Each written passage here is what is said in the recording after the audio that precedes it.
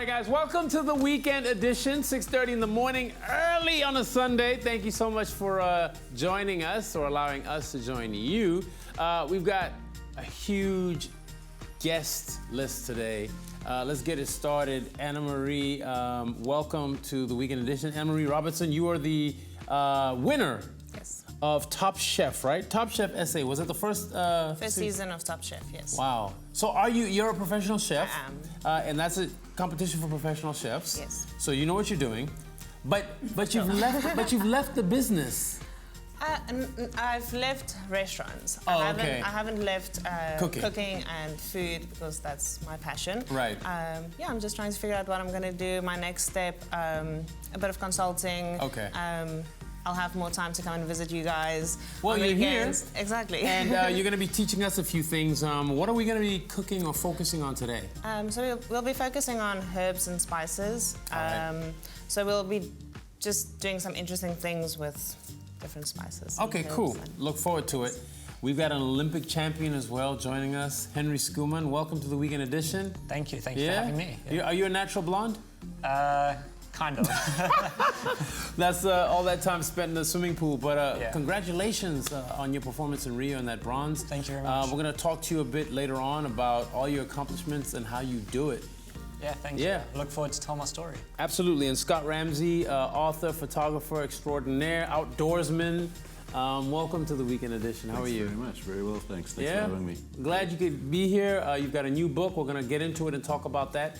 And I'm sure you'll give us lots of secrets about some of the game parks that grace our beautiful country. Look forward to it. Yeah, that's what's happening here in the kitchen. What's going on over there? Wow, Joe, it seems like you have a lot of people in the kitchen, as much as I have at the table. You know them as the Muffinz. They sing a song called The Ghetto and many, many more. My favorite group of all time. But I'd like to speak to Sim because you have the mic on, right?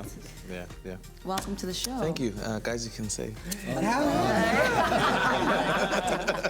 Well, you guys are going to be performing for us and hanging with us, right? Yeah, we are. We're going to have a great time with you guys. Well, we're excited to have you. So to start the show, ladies and gentlemen, here are the Muffinz to give you their first performance to help you rise.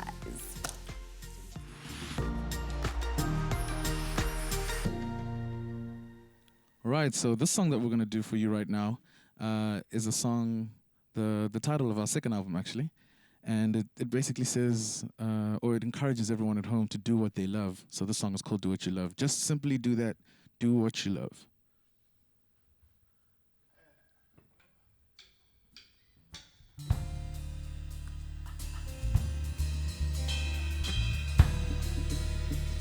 It's gonna be alright. Okay.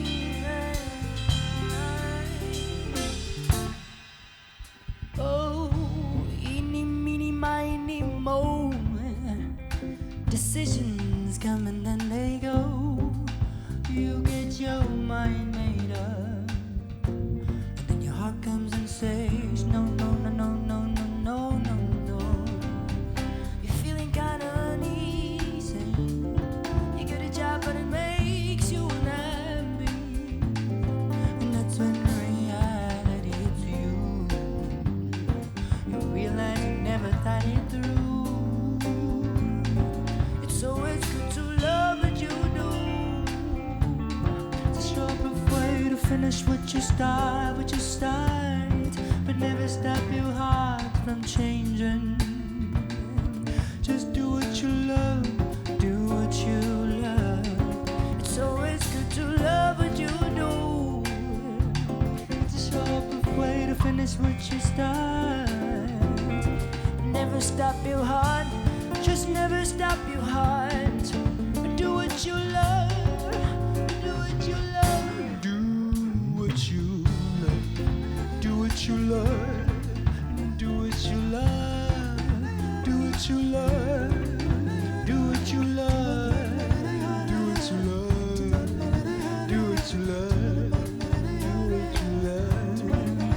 Do what you love, do what you love. Do what you love, do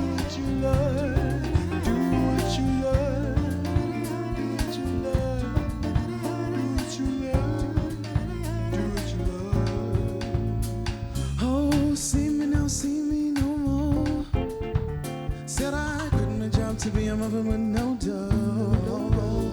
Oh, as crazy as it seems, I'm chasing after my dreams with no worry, no worry. Oh, but I'm feeling, feeling so, so free. I'm allowed to be me. No worry, no worry, no pressures, no mortgage, no more, no more. It's always good to love what you do. Sure proof way to finish what you start. Never stop your heart from changing. Do what you love, do what you love. It's always good to love what you do. Hey, sure proof way to finish what you start. Never stop your heart from changing. Do what you love, just do what you love. Do what you love. Do what you love. Do what you love. Do what you love. Do what you love. Do what you love. Do what you love. Do what you love. Just do what you love. Do what you love. Do what you love. Do what you love. Just do what you love. Do what you love. Do what you love. Do what you love. It's gonna be alright, yeah. Do what you love. It's gonna be okay. Okay. It's gonna be alright, yeah. It's gonna be alright. Just do what you love. That's the Muffinz, guys. We've got them all morning long. We've got some more great performances coming up, but also we're going to be cooking in the kitchen and we're going to be talking to all these great people. You don't want to miss any of it. The weekend edition. We'll be right back.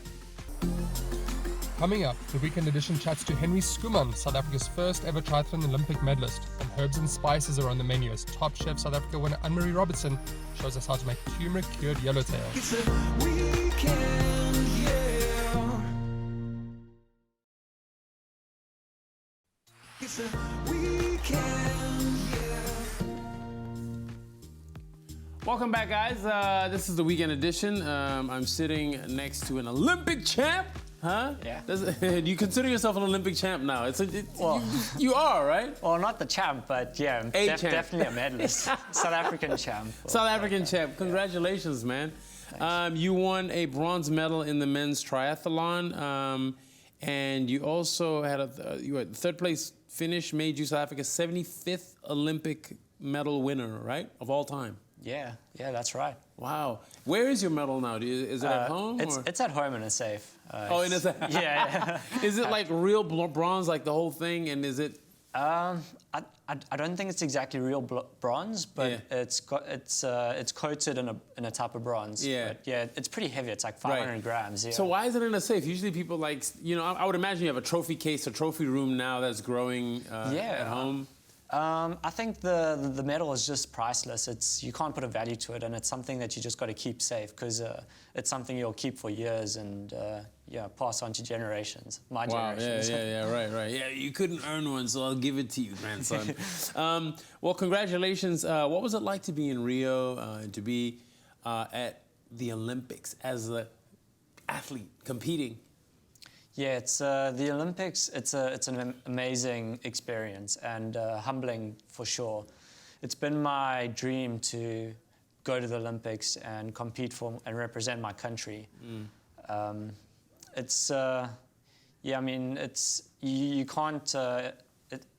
can't really say. I mean, it's such a.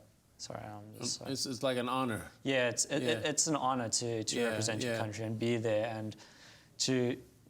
Thinking about it my entire life, to actually be there and experience it was amazing. You've done, obviously at this level, you've been in a lot of competitions and contests and things like that. Is being an athlete at the Olympics anything like what it's like to watch it? I would imagine being in it is completely different. It probably feels more like a college campus with all these athletes around and shooting off to their various events. But what is it like to be in it as an athlete, just from a spectator and fan perspective? Yeah, growing up, I used to watch every Olympics, and Yeah. you know that's where I wanted to be, and it just felt so amazing Yeah. to be there, part of all the action. It's just completely different, and I guess you grow up, you know how to handle it, and you know what's expected. Right, right. And you're focusing on your race. You're That's not, right. So you got your routine, Yeah. and you're just sticking to the basics to make sure that your performance is... Yeah, exactly. So you're focusing on your race. And So there was no girls at the Olympic Village. There was no... Maybe after winning, right? No, I mean, I got a girlfriend, but Right. yeah. Yeah, no, I'm not saying you're Usain Bolt or anything like that. But No. you got eyes, yeah. Right. Yeah, it's so you're doing your thing and you're focusing on that, and Yeah.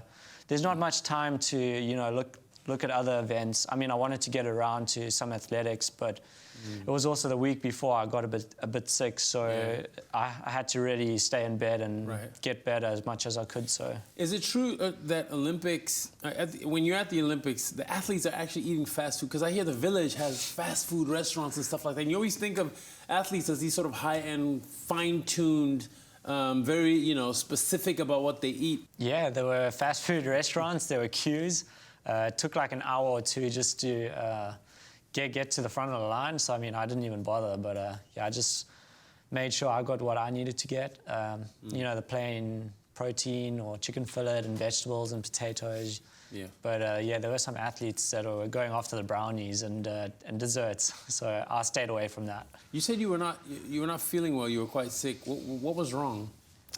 So traveling to Rio, I think I had a bad flight, and a couple of days after I landed, I broke down with a fever and had some illness. So it was a scary moment. So you didn't know what you had? I guess just something, because also in Rio there was a cold wind blowing when I landed, and walking to the dining hall, I had this cold wind blowing on my chest, and I don't think that was the best thing to have happened. And so I broke down with fever, and taking as much medication and antibiotics, and just trying to get as So you raced under the weather? Yeah, pretty much. The day before the fever broke, got better, and I felt close to normal, but it was still 2 days out. I felt like death. Oh my gosh. And it was scary, because you sacrifice and train so hard for this. Do you think that had you not gotten sick, you might have gotten the gold? There's a good chance, I think. Wow. But I don't want to take anything away from a medal and what I could have done. Maybe it worked out for the best anyway. It's so humbling to hear you say that for someone like me, because like I try to train a lot, and oftentimes I'm not an athlete, nowhere near an athlete, but if I slightly overtrain, I always get sick.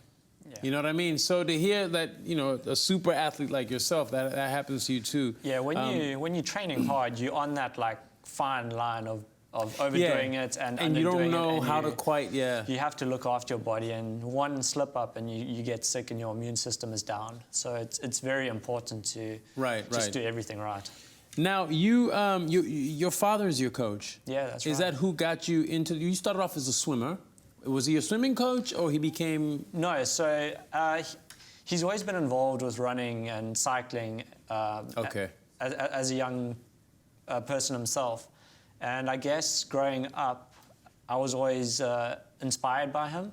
And I got into swimming at a young age, and I was swimming with my brother. And when I was 18, I decided to switch over to triathlon. And were you swimming competitively? Yeah. And were you winning there as well, or? I was the best in my age group on a national level. Wow. But there was a time where I stopped improving and I stopped growing, as I didn't have the physique for swimming. Right, and, because you got to have the height and the big feet. And all of that, And so I had to make a choice, And I wanted to get to the Olympics, and triathlon was at the Olympics, and it's something I enjoyed, was running and cycling. So I combined the three. And I always did triathlon for fun. At a provincial and national level. Yeah. And it was when I was 18 I decided to switch over and take it more seriously. Wow. It wasn't an easy road. It was very tough. There was actually a significant point in my life where that was life-changing, and that was when I crashed on my mountain bike and shattered my collarbone. At the moment, you wouldn't think of it as a special moment, but it gave me time to regroup and rethink about where I want to be and what I want to do. So I bolt on my weaknesses, and since then it's just been improving, and it's a long way coming. How's your collarbone now? Yeah, it's got like 14 screws and a titanium plate, but it's together. Yeah.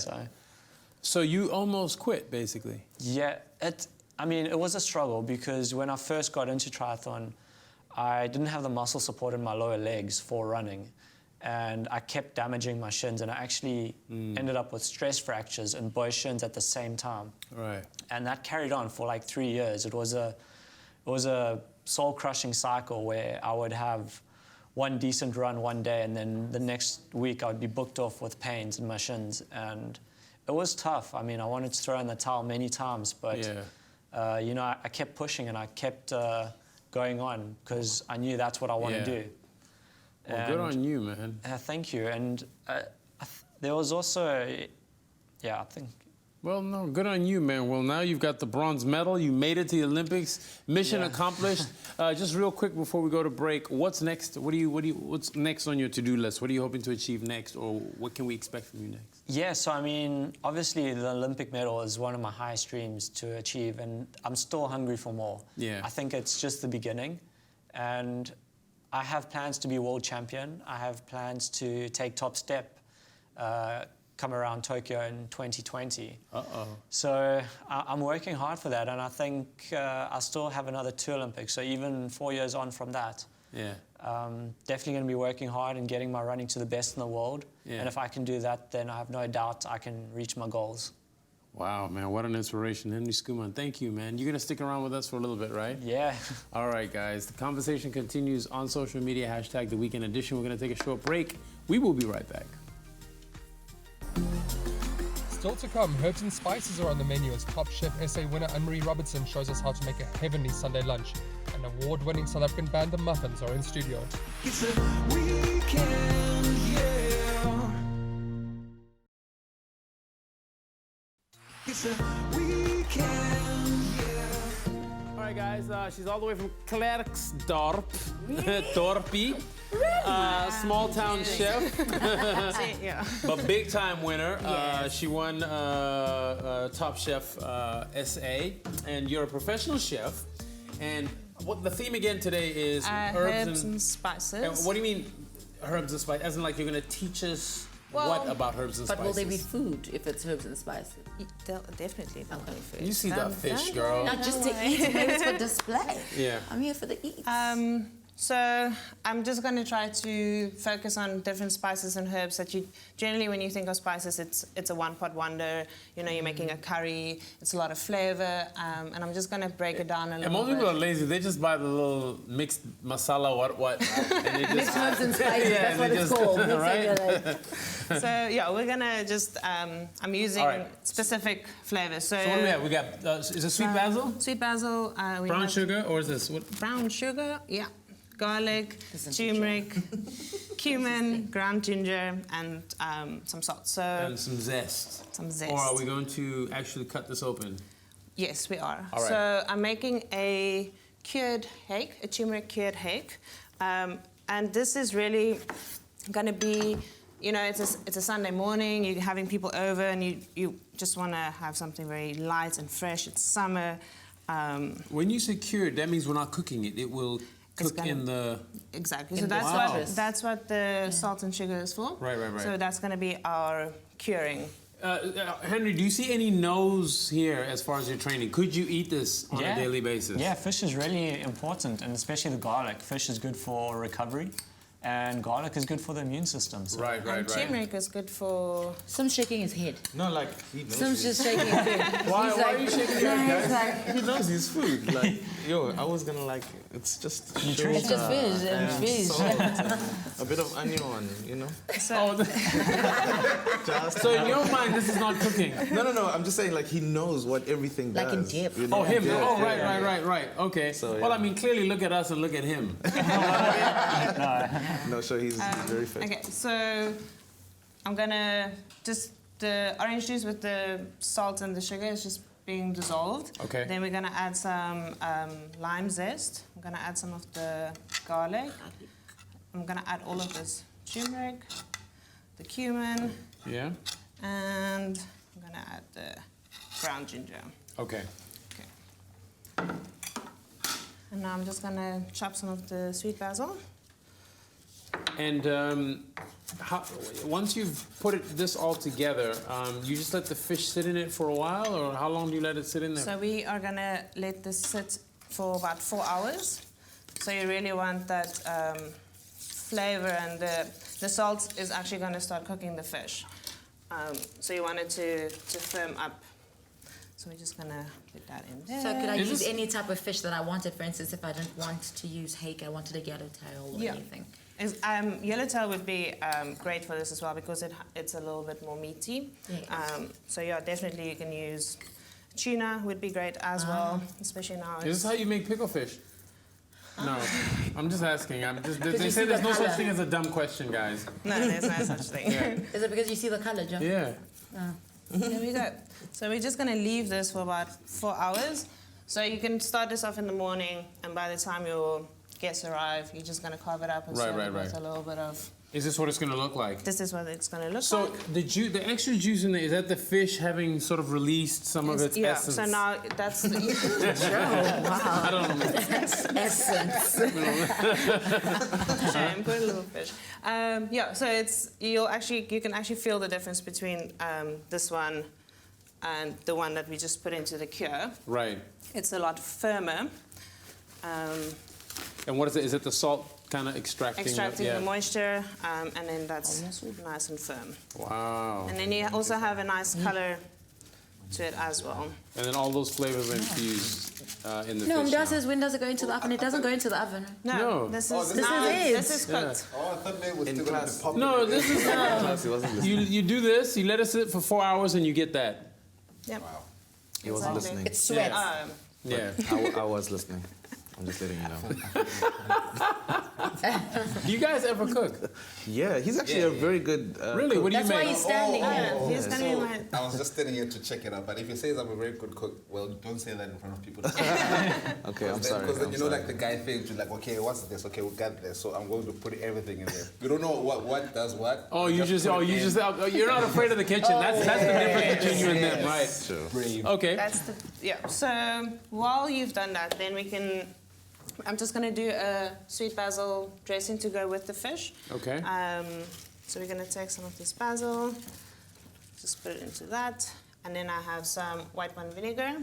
White wine vinegar. Wine Okay. vinegar, pinch of salt, Okay. lemon juice. Looks cool. And this is gonna be some olive oil. And then what are we gonna do? Just blend that up. We're gonna blitz this up. All right. Who's gonna blitz this up? Cause My sous chef. Sushi. Yeah. I don't even know how this works. Let me just. Goodness. Oh yeah. Okay. It does work. There we go. You'll learn, bro. Okay. Let me There try you this. need to go. I'm gonna do it here so that it. Whoa! This is so scary. Is it working? It's not working. I think we need to You, get what do it you? in. I think maybe tilt it slightly. All right. There we go. Oh wow. Oh wow. Okay. You gotta get in there, Joe. Okay. Bennu.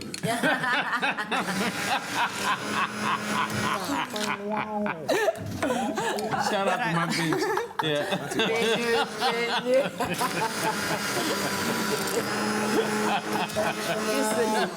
What I probably should have done is maybe chop the leaves before.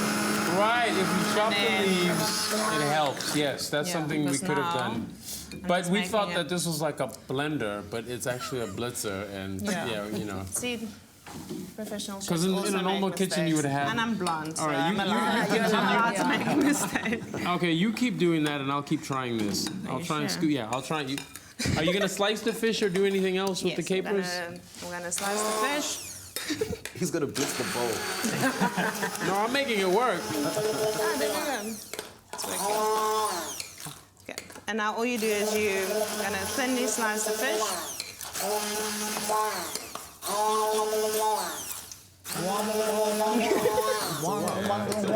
No, the bowl is complaining. I'm not.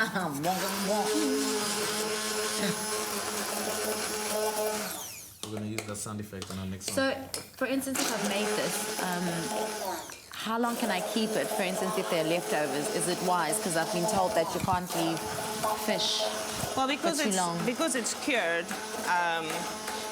So imagine Okay, how's that? biltong. Biltong you pretty much Yes. cure as well. So it's a salt and sugar solution where you're drying out meat. Yes. So fish is. Oh, look at that. Yeah, well, you know, I had to You've got some negotiate my way skills. through it. Yeah. Okay. So you So could you could, probably yeah. where you would probably keep fish for maybe 3 days max. This could probably go to 5 or 6 days I because see. it has that salt in it. Uh-huh. So, yeah. Okay. And if you want to keep it even longer, then you'll just have to, instead of keeping it in for 4 hours, do it for maybe... That would probably be a snook. Yeah, so then you'll keep it up to 10 hours, 12 hours, and all that salt will really draw through. Through, yeah. Yeah. Okay. So you're telling me that I can use this to make biltong? Fish biltong. Too much biltong in it.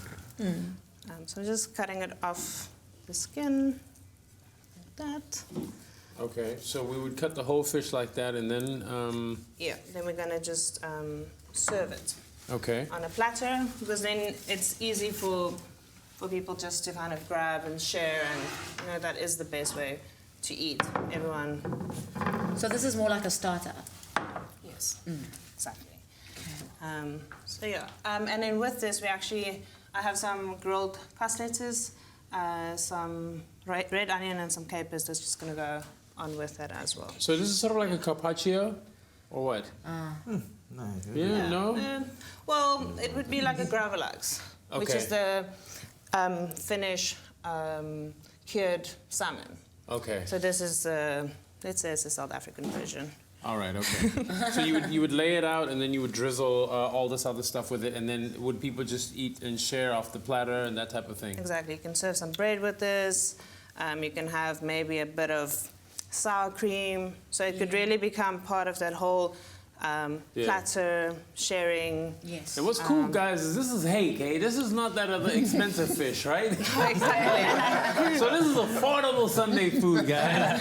Affordable, fancy Sunday food. All right, so we're gonna try it out in just a moment. Yeah.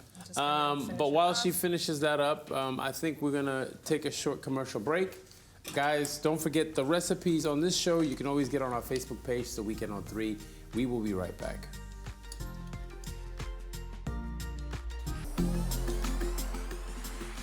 Still to come, the Muffinz go on a fun Sunday drive with the weekend edition, and they chat to us about their new album offering, Do What You Love. It's a weekend, yeah. It's a weekend, yeah. Welcome back. That was fun in the kitchen, making cured food, raw food that is healthy and easy and affordable for your Sunday. But now, my favorite group of all time. Many men come and go, but they've stayed the test of time. We're here to speak to them about their music, their journey as the Muffinz. Why the Muffinz? That. Yeah, no, because this is That's nice, it matches. It's familiar, this one. It's familiar? Yeah, the other name didn't work out, really. What was the other name? Item 45. You guys were item 45. Yeah. 45. But then people always show them. Like you're on a conveyor belt, you're waiting. That's another way of putting it. Eh, like Jay, you're just sitting on a belt waiting for your turn. That's a new one. How did you guys meet? UJ, I think, is the biggest one. We were in the choir. So, Before the fees fell. Yeah, no, they were supposed to fall further. It's just that we were not brave enough, us. You know, like we didn't have the courage to sort of, you know. So did you pay your debt, your school fee, debt? Yeah, we had to do. Well, we had to. I finished. You finished? Did you finish? I didn't finish. You know. Songs. No, actually, it was because of this, but also like in general, like the fees should have been falling. Because he's an international student as well. You know, he was an international student, so like he had more trouble. What does that mean? You must pay more. It means you must pay like your fees.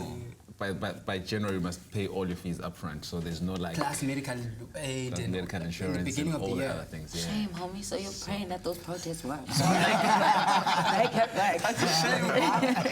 Well, how you guys got your... we have a feature called the Sunday Drive, and you guys had that experience. Well, I'd like to check it out and then hear from you when you come back how that was. Let's check it out. Hi, guys. Yo. Hey. What is up? Hey, what up? So each person's gonna draw a card right now. And then you just need to read it out loud for me. Yo, I'll take another card. Well, what is your favorite home-cooked meal? My own food. Oh, really? Yeah. My card says describe yourself in 3 words. Oh. It's going to be lies. It's gonna be I know. Lies. Why? Fun. Yeah. So it's fun and what? Okay, that's a description though. I am funny as well. You're funny, So you're loud, fun, you're funny, and you're fun. loud. fun. So you're fun, loud, funny. What is your favorite time of the day and why? Gym time. 3 p.m. It's so precise. Okay, Yes, 3 why is p.m. it so precise? 3 p.m. is gym time. Of course. Okay. Gym time. I know my scalp. I see you. Wow. I see you. There's some... What is your guilty Oh. pleasure? My guilty pleasure is blessed. Is? Is blessed.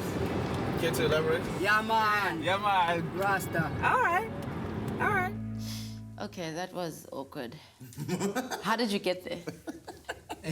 To that place. How did you get to that place? It started off with that walk. She's very clever. She's very clever. No, but it clearly went to a place, so why did it go there? How did it start? First of all, the aircon in the flight was rather cold. And it was a very rough morning because we had to go to the bank first and before we get to the airport. So Vele, you know, our energies were not in the right place. And I think also, like, it's overwhelming.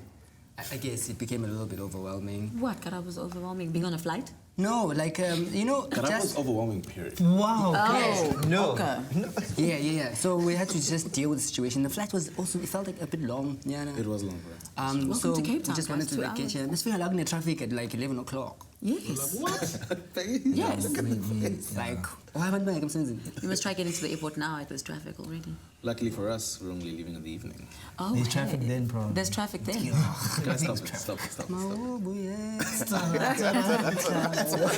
Well, we made this together in the kitchen. You guys weren't there, so I'd like you to sample this. It's called the cured fish from our theme of spices and herbs. A little disclaimer. Spices and herbs? Yes. Oh, yo. Greg might not eat, but let's see. I'll go for the greens. Yeah. For the greens?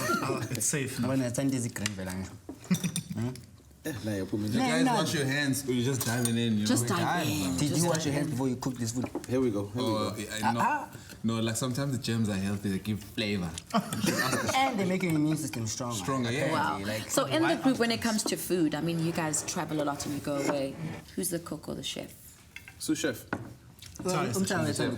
Really? Yeah. Isn't Zake Vele? Utumengas. Who's the drama queen here?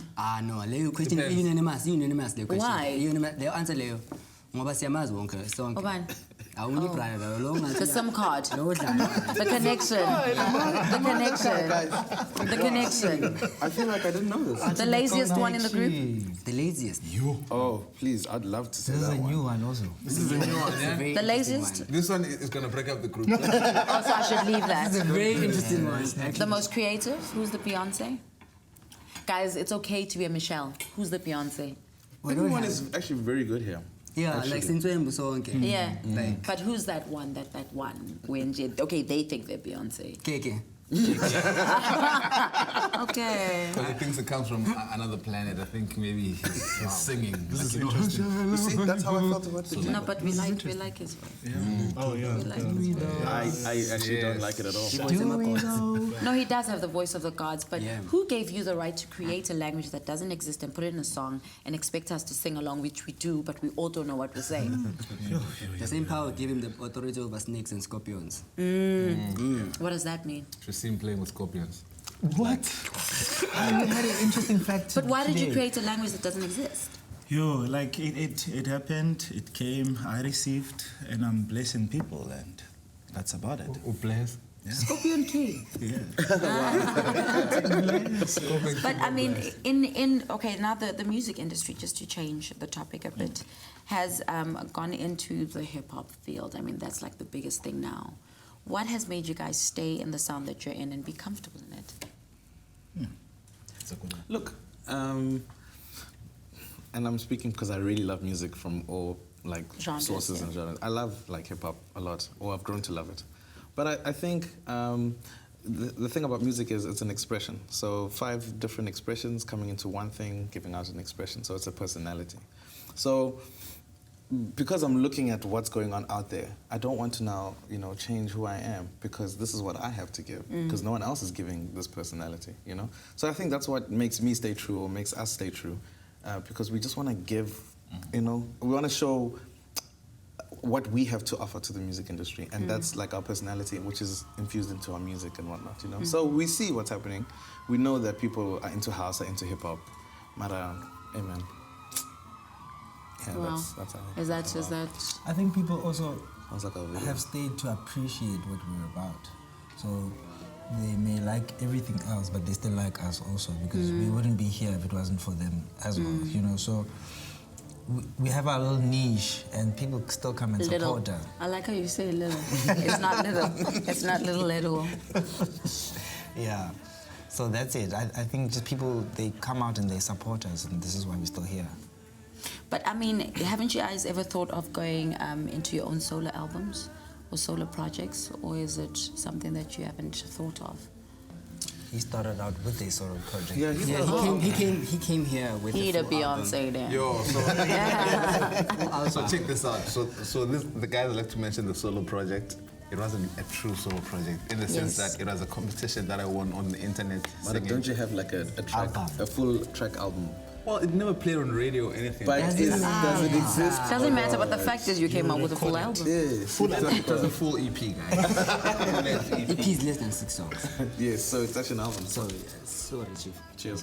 It's fine. He has got an album. He's got Wow. Guys, go But have support you guys Tita. ever thought of going solo? Well, we do other things on the sides, like with people, with other people and stuff. Yeah. I mean, Sims-O-Matic Automatic, he's got a SoundCloud page. Please check it out. It's, Okay, we'll check it out. pretty dope. You're gonna expose everybody. No. I'm just like, yeah, I mean, of course, every now and again it does cross the mind to break out and sort of not break away, but break out, Yes. with a different sound and stuff like that. But you know, everything's got its time. Yeah. And I guess we just need to, you know, treat it properly. I mean, in the event that, you know, someone does want to do something, you know, if, you know, everything will work, the relationship will work. If the individuals still want to make it work, I guess. They you know? make it work. We'll make it work. So it's not a matter of what it's life and death. Now, so keep your alpha manje, we are betrayal. Yes. You know, it's not, I don't think it's, oh, is it like that? No. But in other groups it is like that. It is like that in other groups. But now you all play instruments, right? And they always say that the easiest part of an artist's life is performing on stage. That's easy. Making the song is the most difficult in studio. You all have different instruments. How do you then come together and make one song? Because I've got my own idea going on. You've got your own. How do you then come to the middle and say, this is what it is and this is how we're going to all collaborate and come together and make one sound? So in the beginning, it was like, let's just jam. Yeah. I'm a jam session, you know? And then that's where you kind of like pick up everyone's personality and everyone's vibe and stuff like that. So, but now we've been in it for 5 years. So I know Suiso plays this way and this is what he's into, and KK comes up with this kind of beat, Scubs this kind of groove. So everyone knows what everyone does.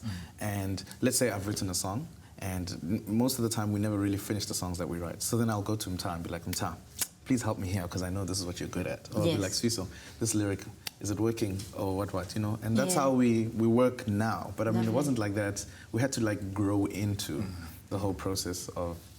Because also you can't dictate this thing, you know. Like No, you can't sort of have a set process. It's the feeling. You know. Yeah, I mean, because like if you're going to just want to do things like sort of your way all the time, I think it's funny, right? Especially when there's so many different personalities involved, you know. Like it's a collaborative thing, and I guess understanding each other's strengths and also acknowledging one's weaknesses as well, you know, like like I don't like papelism. No, you shouldn't. But like everyone sort of has a lane, and as much as we go into each other's lanes every now and again, but we sort of you complement appreciate each other. one another. Yes. Yeah. How would you define your music for someone who doesn't know your music and what to expect? How would you define that? We call it Eclectic Soul Trip. Eclectic But Soul. Karabo said something about steroids as well. There's also steroids What as did you well? call it? African something steroid? I don't know who else said something else. Yeah. So what is it? I think we'll be defining it for as long as we shall live because it keeps changing. Yes. So this word actually helps us keep or explain it somehow. Because But it's progressive. Yeah, that's what I what you mean. want. Progressive. Yeah, he once said, you know, it's Yes, like I agree. progressive African music, you know, because I mean, On sometimes steroids. on steroids, yes, progressive African music on steroids. Because sometimes I think when people think of Africa, you know, like they want to think of hear a a drum. particular aesthetic or a particular sound, you know. But like we're living in Africa as well now, you know, and we're influenced by so many things. And as much as some of those things are not great things, Yeah. you know, it's happening right now at this time. Yes. You know, and I guess if we're trying to capture the aesthetic of the time correctly, Yes. we need to be sort of influencing our music with those elements. yes. You know, whether good or bad. I guess if we're trying need to to be in the capture the now as aesthetic, well, yes. yeah. You know, because it's about now. Like that's Yes. what all art is. It's like a snapshot of a time. Yes. You know, and this is what we're trying to do. And as the times progress, I guess, you know, we're You moving progress with it. with it. And we'd Oh, also well. like, you know, South Africa to join us. You know, don't stay in an era. Yeah. Hey, but other people don't want. You see, Leave me. I'm hence happy. it's a plea Yes. to just come with us. You know, Yeah. we want to take you somewhere. We want to take you on a journey. Just It's follow. okay to change. Yeah. All right, well, they're sitting around and would love to hear them perform. So here it is, progressive African sound on steroids. Come on.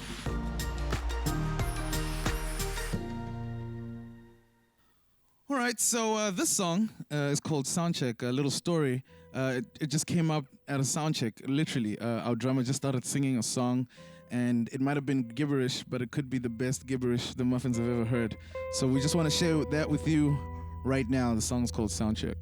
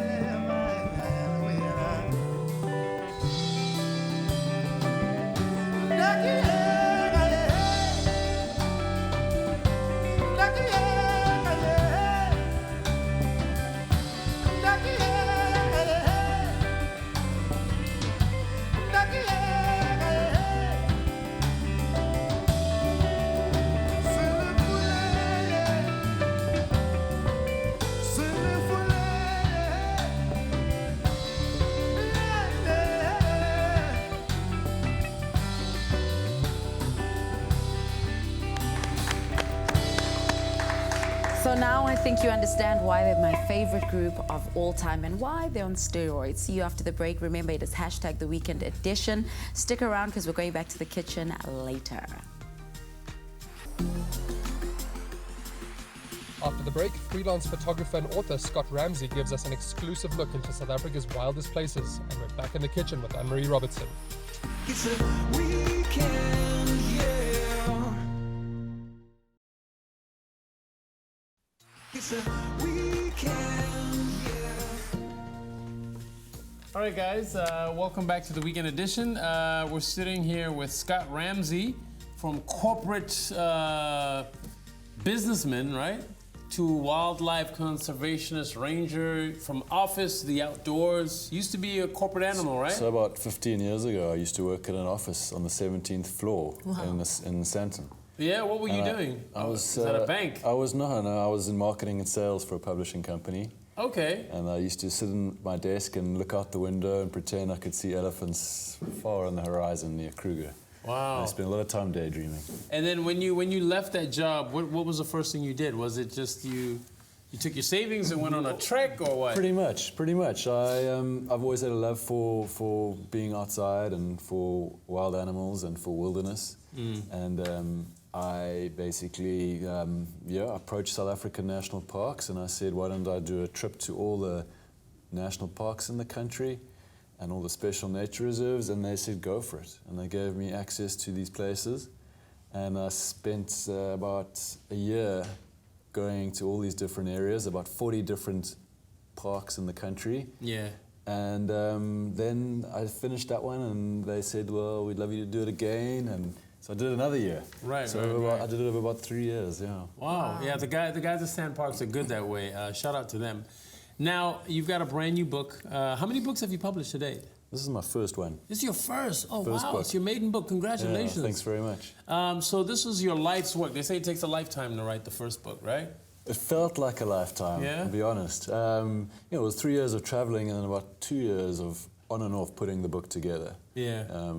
I had so many photographs to go through, thousands. Right. And so we had to choose the photographs. I had a really good designer working with me, Rio Olympics. And yeah, we put the photographs together, and then I wrote the text as well. I'm a writer as well, so I don't just... Well, clearly from the book, because there's quite a lot of information in the book. People think this is just a photography coffee table book, but you have lots and lots of information. You write a lot as well. What makes this book unique and different from other wildlife books? Well, a big thing is that this is the first time a book has ever been done on all the most special parks in the country. So all 30? Well, they're Or is it actually more? they're actually more than 100 protected areas in the country. Yeah. Some are really small, and they're managed by cities, and they're little wetlands in the middle of a city. So there are 19 national parks which are managed by South African national parks, and then there's so many more other provincial reserves, which all over the country. So in KwaZulu-Natal, for instance, there are lots of reserves there that are managed by the provincial government. Those are really special places. Like this cover, Like people think this is Shishluwi Umfolozi in KwaZulu-Natal.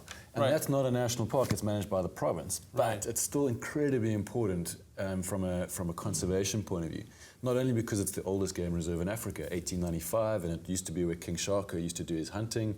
It's also where the white rhino was saved from extinction. So a place like Umfolozi has to be in this book because it's so special. So there are 19 national parks in this book, and then 11 provincial reserves, which I think are really special, yeah.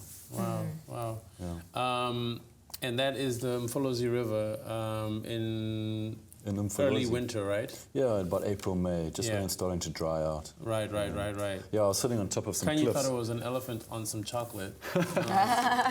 That's not what's happening there. No chocolate. Yeah. I was sitting on top of some cliffs looking down on this elephant walking across. Wow. You in this book, and I mentioned you write a lot. You give what's called Scott's photo and travel tips. A lot of people. I mean, we were just talking about going outdoors and camping and things like that. What is the one thing that you've learned on this journey that is worth sharing with everyone out there? What's a tip that you could give to everyone? Yeah, sure. I think there are a couple of things. The first is that we live in the most beautiful country. It's the most incredibly beautiful country. We're so lucky to be living in South Africa. There is so much diversity. We've got deserts, we've got forests, we've got beautiful oceans, warm seas, cold seas, we've got high mountains, we've got bushveld, we've got grassland, we've got pretty much everything. Yeah. We're the third most biodiverse country on the planet after Brazil and Indonesia. And we're not that big a country, and that's quite special, I think. Yeah. So that's the one thing. Is like biodiverse. That's incredible. Exactly. Yeah. And so we can be very proud of our natural heritage and what we have around us, the natural world around us. And I think that's, for me, was the biggest surprise. I was amazed by the big parks like Kruger, but then you find a little park like Mkambati on the Wild Coast in the Eastern Cape, and that just blows your mind because it's small, pristine, beautiful flowers, beautiful rivers and gorges and waterfalls. And I think that element of surprise is the one thing that I was really blown away by, from just an experience point of view. Right. And then from a travel and tips point of view, I would say, take your time. Don't rush it. Yeah. The more time you spend in a place, the more you see, the more you discover. It's like meeting people. First time you meet someone, you think you know them, and then you get to know them a bit better, and then there's just more to discover, and there's a lot of depth to people. And it's the same with our parks and reserves. Yeah. There's just so much to explore and so many beautiful places to see. Yeah. Being a sort of a wildlife actually, what is the best way to describe it? What is it that you do now? I mean, are you... So I work as a photographer and writer. Photographer. So you're not a ranger, you're not a conservationist, you're a photographer and writer. And nature lover. Yeah. And nature lover, I mean, okay. that's how I would describe myself. I mean, Right. I think, I work as a photographer and writer in parks in Africa. So I go around Africa, meet the rangers, talk to the researchers, interview the people who are looking after the wildlife and the wilderness. Yeah. You know, the anti-poaching guys in Kruger, I spent quite a bit of time with them in the past. Right. These are fascinating people who've given up, they pretty much Their sacrificed lives, their lives. They don't get paid a lot of money to Right. put their lives on the line. Did you go on a mission with one of them? I've been on a couple. Yeah? Catch anyone? No. No, I mean, it's a war up there. I mean, not to trivialize it, because it's a war, what they're fighting. And these guys, I mean, they're basically doing, they're going out every day and fighting a war, and they deserve a lot of credit, Right. Wow, man. Okay, so that was the tip. You've taken lots of pictures. Obviously, you've traveled clearly many parks and nature reserves. What would you say is your favorite picture in the book? Yeah. I know that's a difficult question. I know. I mean, it's so hard. A lot of people ask me what's my favorite park. I don't have one. Probably, they're all my favorite. Yeah. It's like choosing because they're all different, right? Between your kids or your dogs. Right. They all got their beautiful parts. Yeah. Favorite photo would have to be probably the one on the cover. Just because for me it's got a sense of place. So you can see that even though an elephant's a huge animal, you can see that that's a big landscape, and that ultimately nature is bigger. Yeah, nature's huge, and there's a bit of a texture to it. I've been wedged in between 3 bull elephants in the wild at Madikwe. That's where I got, you learn to respect elephants. They are the scariest things ever. It was like 2 young ones, and they were all clearly, been ostracized. And man, oh man, oh man. Were they charging you? Were they mock charging you? No, they were just kind of, but it was a crazy night. Let me just put it to you that way. Yeah, but they didn't charge, they didn't attack, but you could just feel the energies like, don't mess around with these guys. I mean, they're in charge of their territory. Hey? Yeah. I mean, you just don't mess with them, and they've got to. They can be scary. I've been in front of a bull elephant where he's been this far away from me, and I've been on foot. Sure. And it is your heart beats fast. Was he warning you and telling you? No, he was just he came up to my campsite and he came into my space. Always important to remember that if you approach wild animals, allow them to come to you rather than you go to them. It's the same as people. If I just rush up into your personal space without any warning, you're going to go, hey, what's going on here? Yeah. Same with elephants. They're incredibly intelligent creatures with very, sophisticated social skills, actually. Really? Yeah. And so if this bull elephant walked up to me and it was, came into my space, and I just sat there quietly, and he was just checking me out, and then he moved away, He knew I wasn't a threat. But what I like about elephants in particular is that they have a calmness about them as well, even though they're big and, obviously intimidating. If you respect them, they respect you back, which is not always the case with people. So that's why I like elephants. Just final question: having spent so much time in the wild, if you will, what's your take on the rate at which the world and we South Africans are urbanizing? What's your take on urbanization? Well, it seems inevitable these days. I think if I understand you correctly, it's more like what is the natural heritage and what are the natural resources that we're consuming, Exactly, yeah. And if I look at the stats, and I look at these stats a lot of the time for my articles, it's pretty scary what's going on in the planet. All the evidence suggests that we've got to slow down our consumption in terms of the stuff we buy. And we've got to slow down on our population. We've got to stop breeding, guys. There are too many people on the planet, and it's a finite system. The planet's a finite system. There's only so much stuff that you can use. Wasn't there only 2 billion in the 50s or 1 billion in the 50s, and now something like that? Yeah. So no, I mean it's. I think that consciousness is coming more and more. I think more and more people are realizing that we've got to respect the rest of life if we're going to survive as a human race. All right, well, Scott, congratulations on the book. Thanks for coming to hang out with us. You can buy the book, obviously, in all good bookstores across the country. But you can go to your website, right? lovewildafrica.com. That's right, lovewildafrica.com. And you can order yourself a copy of this book. Free shipping, you said? Yeah, exactly. Free shipping within South Africa. Yeah, within South Africa, if you buy from overseas, you pay a bit more, Yeah, all right. Okay, cool. We're going to take a short break. The Weekend Edition returns just after this.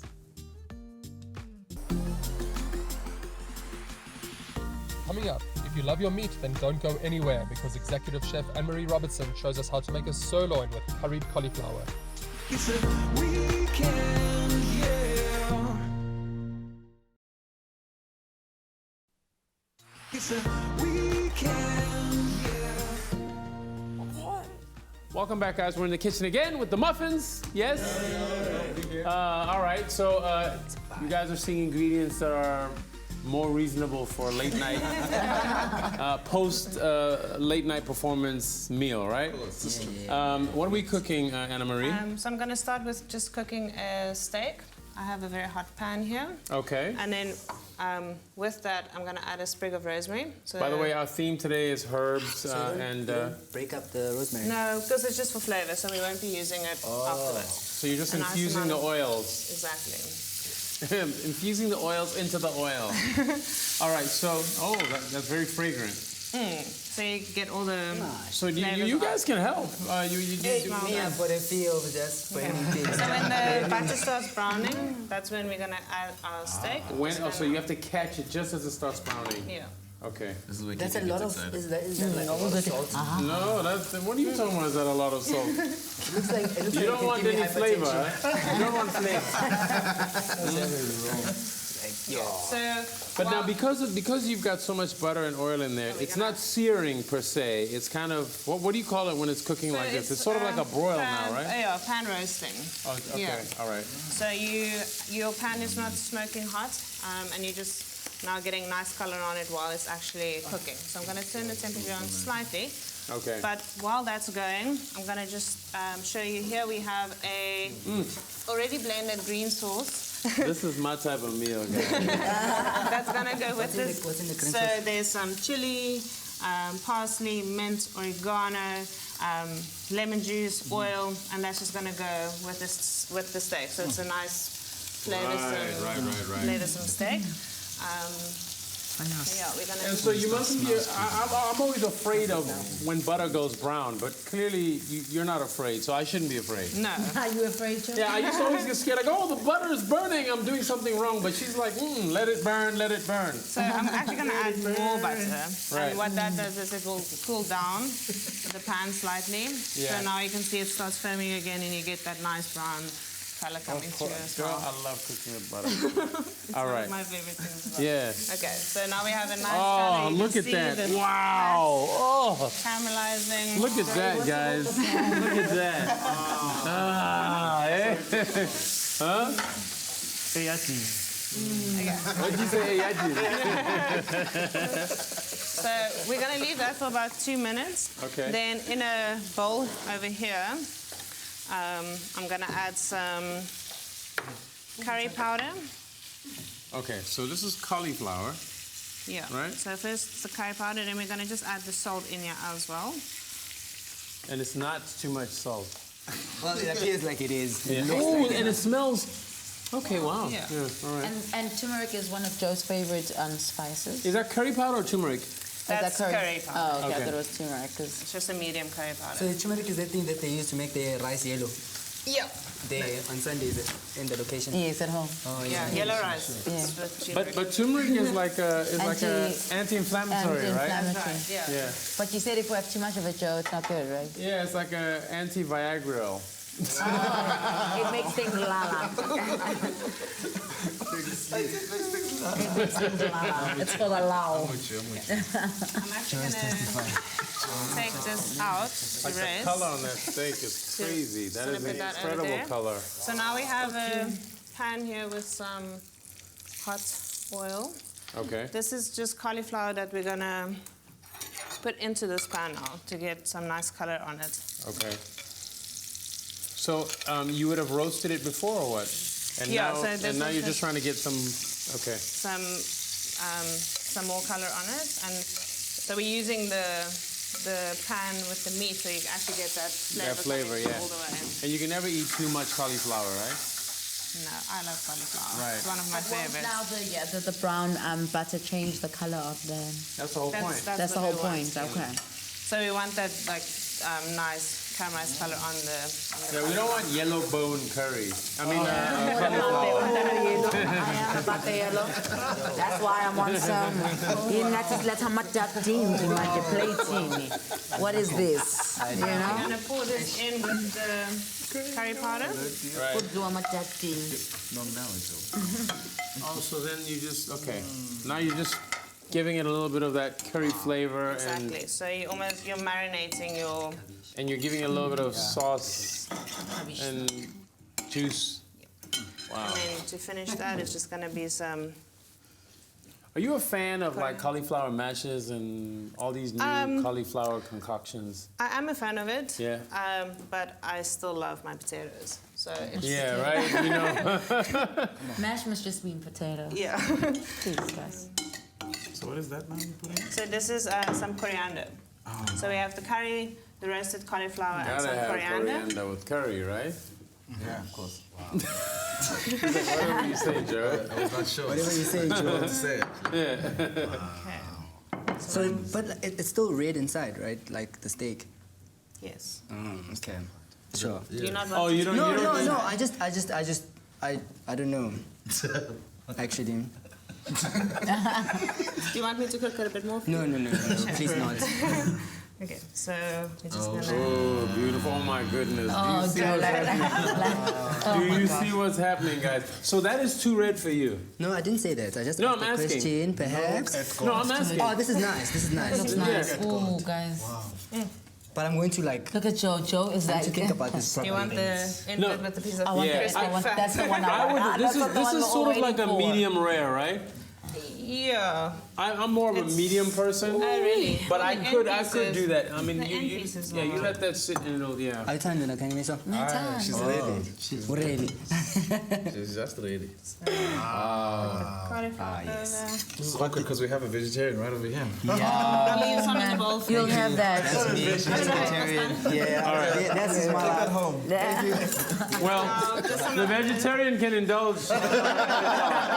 Guys, by all means, taste it for yourselves and let us know what you think of the mix of the curry. Allow the vegetarian to be great. Scouts up. I think the vegetarian should go. Go ahead, guys, dig in. Go that side. Scouts, go that way. Scouts up, vegetarian. Go that side. Let it be. Let it be. This is like what I had for dinner last night. So this is just like, the fat. Oh, look at that.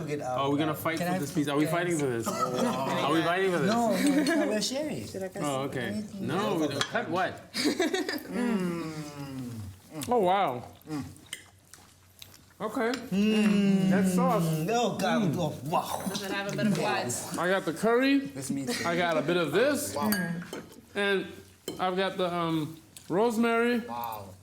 You go, girl. And just so you Annemarie. know, Joe never eats on TV, so Yeah. he never eats on TV. I do. It's just that never you can't talk when you eat on TV. I can have another one. Annemarie Robertson, she's a chef extraordinaire. We're going to continue cooking with you some more. We've got one more dish to cook.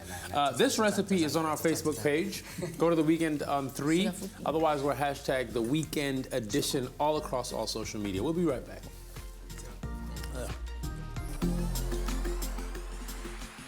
Still ahead on the weekend edition, we have some fun with the Muffinz, and they give us another electrifying live performance. It's a weekend, yeah. It's a weekend, yeah. Welcome back. Still sitting at the table with the Muffinz. Part 2 of their interview. There are too many, so we need to try and cut it up into pieces so everyone could talk, and it's fair and it's enough. For sure. When you look at the industry today, with where you guys started, of how serious it was and how it's easy now to put a song on SoundCloud, on Instagram, and you could shoot a video literally and put it on Instagram and get likes, and YouTube. Do you think that it's good for business, or do you think that we should go back to the old way of doing things, getting a label, doing it right, submitting, waiting for the time? Or has it cheapened the music industry in a way? Hey, we can't go back to the old ways. We can't. No, we must move forward. 0 to 1, you know. So you like this? Yeah, it's pretty cool. It's just also it comes with a lot of responsibility as well. I guess when But I mean, you know, I sometimes say that if you're going to become an artist, you need to decide what type of artist you're going to be before you get into the industry. I guess because there are those who make art for art's sake. There are those, you know, because art has different purposes. So you knew that this, I mean, that this is what I'm doing. Well, I always knew I needed to use my art for a positive propaganda. You know, I knew I wanted to say something to black kids, and you know, a positive something to black kids. You know, so for me, it was always a tool. Like of pushing my own agendas, but like positive agendas, based on like the environment that I grew up in, the environments that I got exposed to in life, you know, and like just to kind of sort of show the black child that it's possible, there's more to life than what you may be exposed to. So I guess people must do it whatever way works, you know. I mean, there's also like microwave methods, you know, of like competitions and things like that. You can also do that. Don't like those, you know, though. Winning careers. Yeah, but I guess being on the street, you know, like, because we had to like quit everything and be on the street and like learn how this thing is done, you know. And I guess it sort of gives you an appreciation of sorts of and survival, you know, like we know how to survive like on our own, you know how to survive, I guess, you know. So yeah, like, if you can find an easier way to do it, by all means, man. Do it. Like, go for the easier way, you know. You've performed for many audiences. What is your most memorable? I think mine would be Apollo Theatre. Yeah. Yeah, and there was this couple from Texas, and Texas is far, bro. It is very far. And they came all the way, and they knew our songs, you know, and they were singing along. All the way in Texas? All the way from Texas, hey, you know. So, yeah. We met up with them at the subway afterwards. They just made a trip of it, you know? Yeah. Just to see you guys perform? Just to see us perform. Yeah. So for me, I think, that was the one. Wow. Yeah. And he actually came up with a country song in Zulu just because they were from Texas and the land of country music. And then I was like, yo, man, perhaps let me just. But it's not on any album. I've never heard it. It's going to be coming up. Oh, it's coming up. Yeah. Carolina Hinojosa and Erasmo. Is that what it's called? No. I'm not going to remember that. No, that's the couple's names. The couple that. Oh yes. Wow, but how many countries have you guys been to? Okay, help me count, guys. Algeria? So we've been to Algeria, which was a very interesting one. Amazing. Congo? We've been to the Congo. Which is also very We've been to Brazzaville. Norway. We've toured the whole of Norway, actually, twice. Wow. New York. Of course, Swaziland, Lesotho. All the neighboring areas. Yeah. Mozambique. I think that's about it. We really want to go to like an Asian country. Put it out there. And Brazil, if you guys want to make it happen with us. Yeah. Go to Brazil, Yeah, let's go. And any features in the future? Yeah, we're working with some guys now. You know, it's so tough, you know, because then guys will be like, yeah, let's work. And then you hit them up on WhatsApp, you're like, okay, now you know. And then guys will be like, yeah, sure. And then 2, 3, 4 weeks, you know. Yeah, but I mean, I don't want to, by virtue of saying this, I don't want to promise any features. But yes, we are in talks with people. But if you were given an opportunity to choose one feature anywhere in the world, who would it be? No, I think let's not do it. When we in the event that we go. But you're putting it out into the universe. Yeah, you'll be surprised the things that people do, yo. Really? Yeah. So you'd rather not say it? But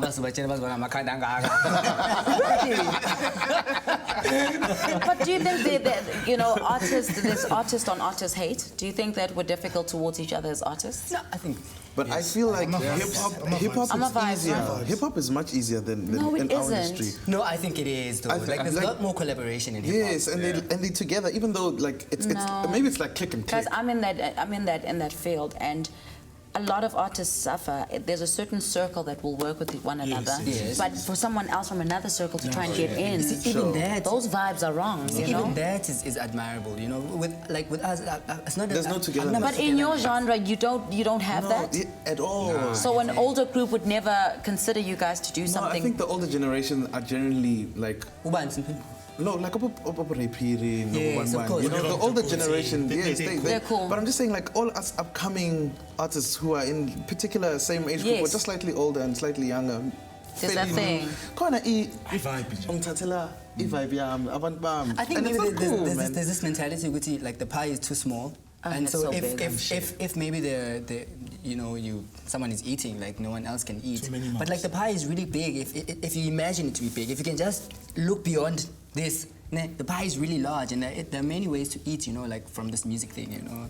And so I don't know, man. Like I guess maybe also us, we've never made like a concerted effort to put in like. I think you guys have a circle of your own, and you make it difficult for other people to get in. I think that's what the problem is here. You're a circle on your own. So the vibe is But here. it's the five of us. Yes. So we've got a circle right here. There are fibers here, and it's You're in the circle. I'm not sure. Babe, I was there from when you performed for me. I was in that circle. Can I also say something? I think it's because we're 5 different guys, right? So like, there's one muffin there with some nuts in it. The other one doesn't have it. And some people really love nuts, and some people can't stand nuts. Yeah. So, like, what I'm trying to say is, there's people that he would suggest that. And you'd be like, I'm not for the nuts. And I'm like, yo, man. I'm not for the nuts. Yeah, because he's gonna want to work with Britney Spears. And I'm gonna be and like we're not about that live. I say life. Britney Spears, let's do a jam, you know. But if I say a jazz guy, But guys, I think the rule of life is we work with people that you know. It's about relationships anyway. And so if we don't vibe with that person, it doesn't matter how good they are. It's all about, especially the first album. It's about fibers and vibes, yeah. People, first album, we were like, guys, yeah, you're good, but. Okay, well, guys, thank you so much for talking to us, but I'd like you to perform again. Okay. You know, and I'd love to see the fibers amongst you guys again. So here they are performing for you once again, the Muffinz.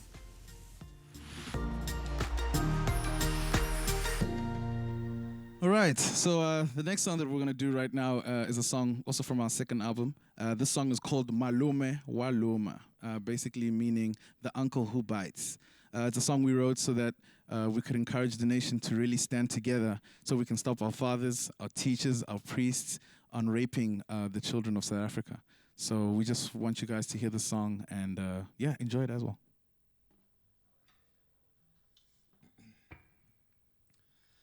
Vayakala yizinyame Vayakala emnyame Lopela lonke tando Babahlazana mapupo Kunyamalalu kwithemba emnyame Iuzaza yatiliga Ngenhliziyo widabukile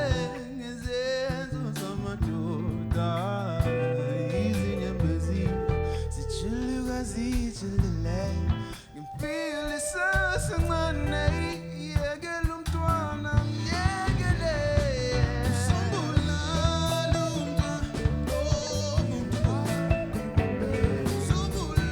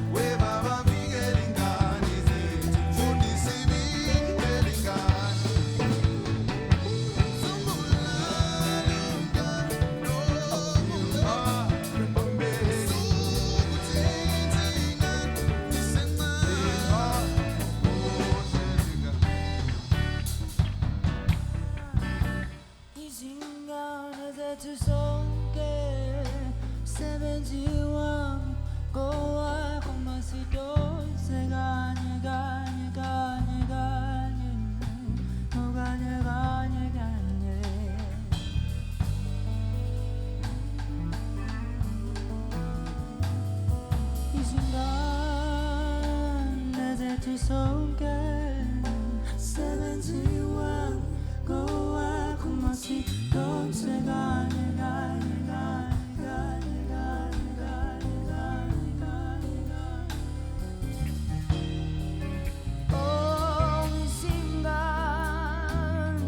주 손게 71 고와 고마시 don't say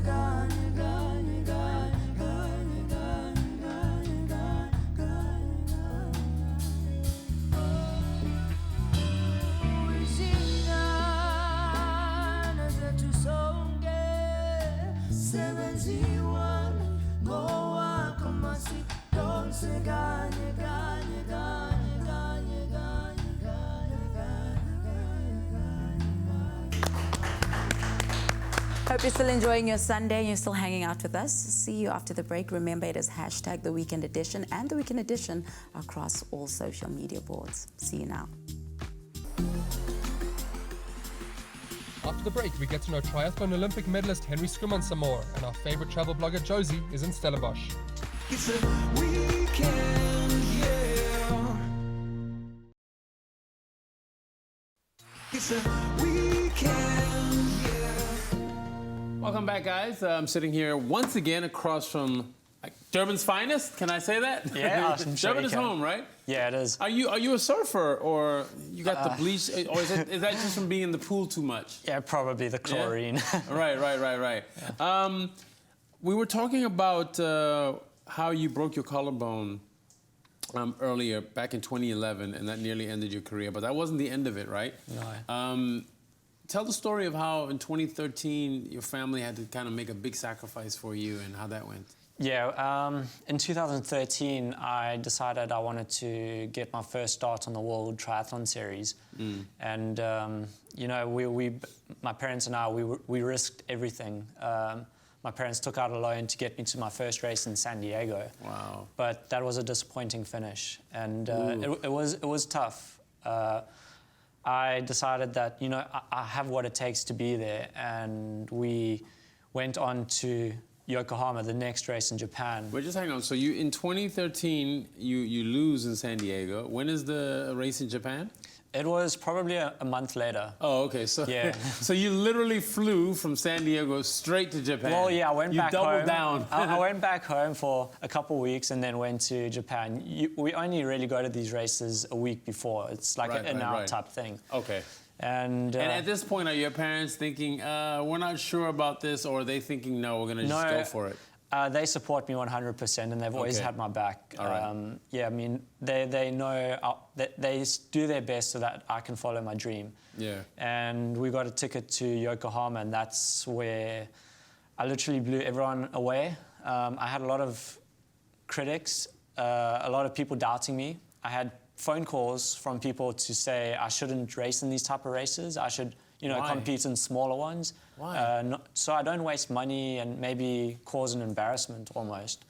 And so it was tough, you know. I had to muster up every ounce of courage just to get there. And when I got there, I raced and I blew everyone away.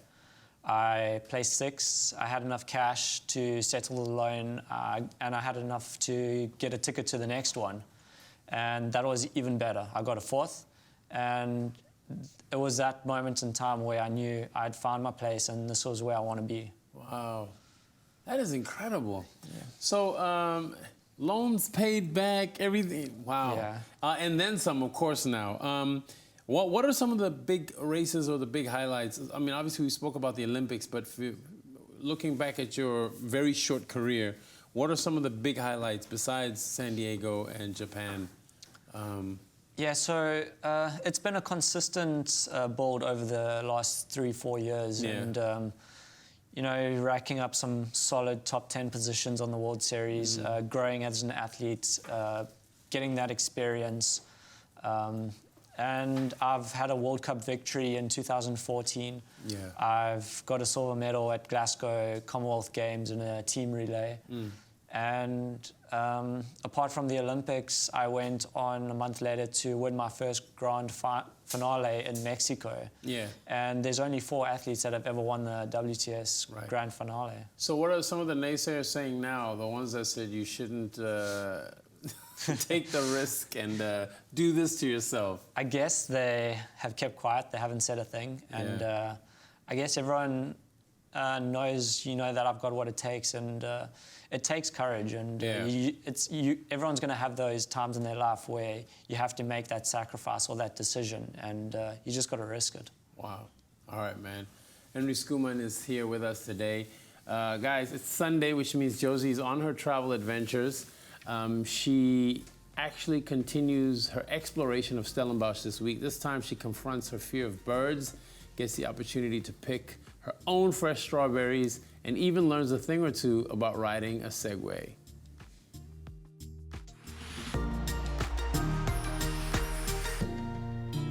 The Cape Winelands offers an unrivaled selection of experiences that extend well beyond the typical wine tasting, and there are loads of great activities suitable for all ages. Welcome to another weekend adventure with Where Josie Goes. I'm in my beautiful hometown of Stellenbosch this weekend, and with me is Marius, who's the owner behind this beautiful estate of Sommerbush Wines. Today we're going to be doing something that you need to tick off that summer activity list. I've never done it before, so I'm very excited. We're doing a spot of strawberry picking. The sun's out, it's a beautiful weekend, and I think a good intro for someone who hasn't been to this estate before is tell us a little bit about the story and how long this has been in your family history for. We are 3rd generation, so my kids that's at school now will be 4th generation, and it's been in the family since 1948. Do you allow people to pick strawberries in this beautiful setting as well?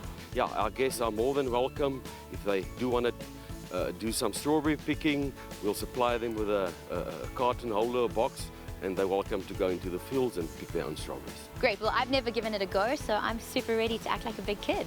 In a society where it's standard to get your fruit in a grocery store, handpicking these strawberries is a chance to really connect with where food comes from. So Marius, what I find really amazing is that what starts as a little flower 10 days later can be a full-fledged strawberry. Tell us about the process of how that works. Yeah, that's right. You will see if you look at a plant gives you different flushes through the season, and it starts out with something that doesn't even look like a flower, and then it will be a white flower, and then the fruit will develop and it will end up in a red strawberry like this, and that whole process can be as short as 10 days. And then season, we're obviously fully fledged in strawberry season. How long can that last till? Are we going to get strawberries for Christmas?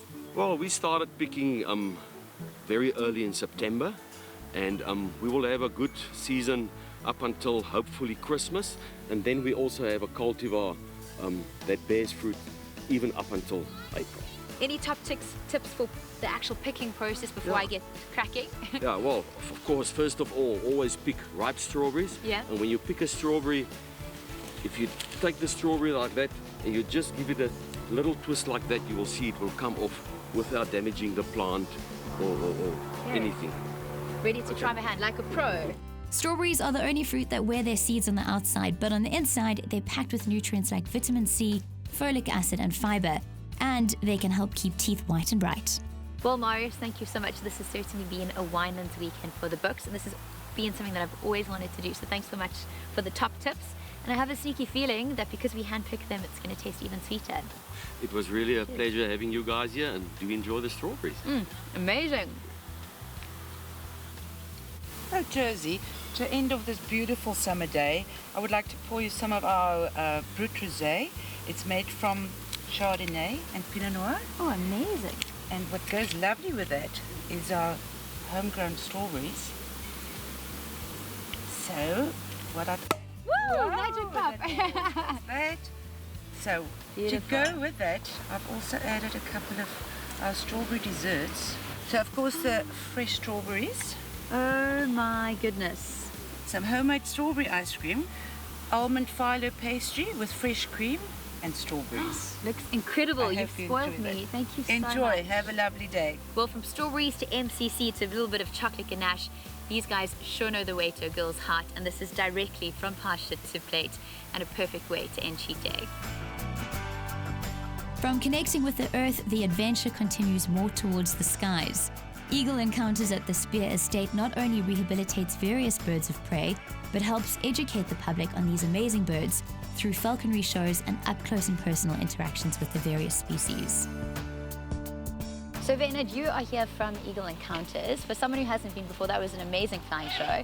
But give us a little rundown as to what people can expect from this place. Well, we officially opened in 2001, and during the day you can come and see all the flying shows. We've got shows at 11 o'clock, 2 o'clock and 4 o'clock. Now those are just your general flying shows, birds doing their thing.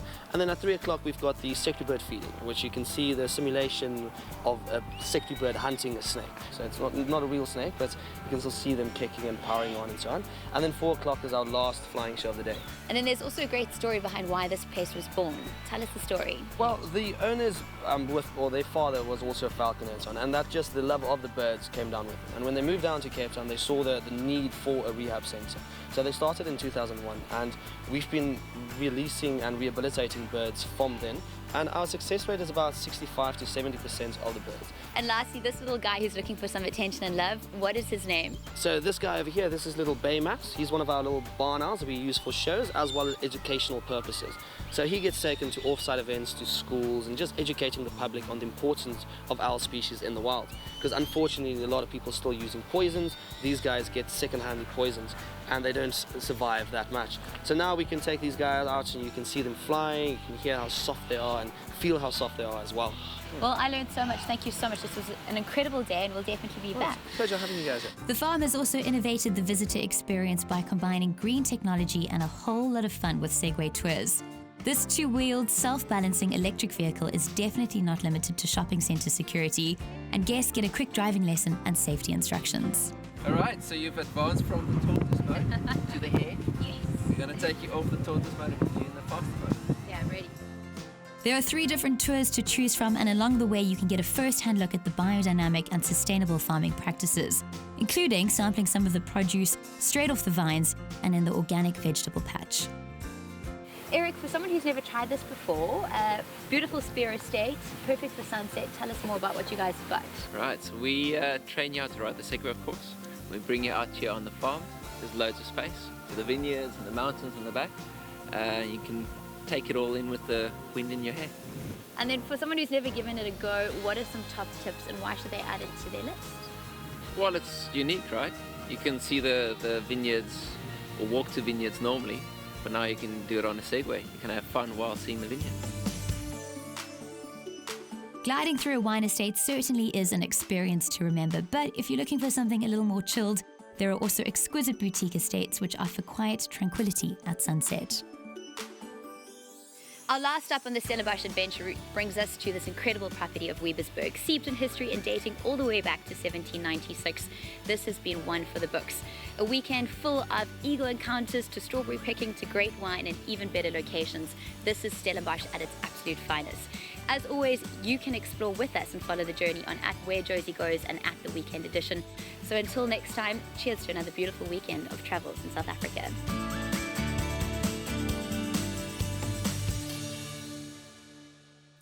What a lucky girl. Okay, guys, we're going to take a short break. When we come back, some more cooking, conversation, laughter, you name it. You don't want to miss any of it.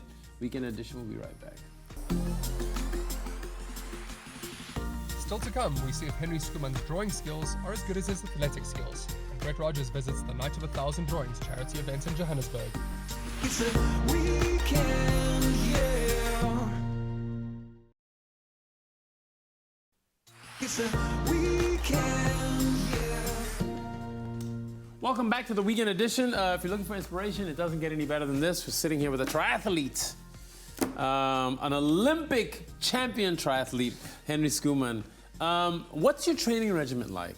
How do you train? Like, if somebody fashions himself a triathlete, like, how hard do you train? Like, what's your weekly schedule like? Yeah, it's grueling, it's tough, you know, but it takes a lot of sacrifice and a lot of commitment. A general day would consist of maybe 3 to 6 hours.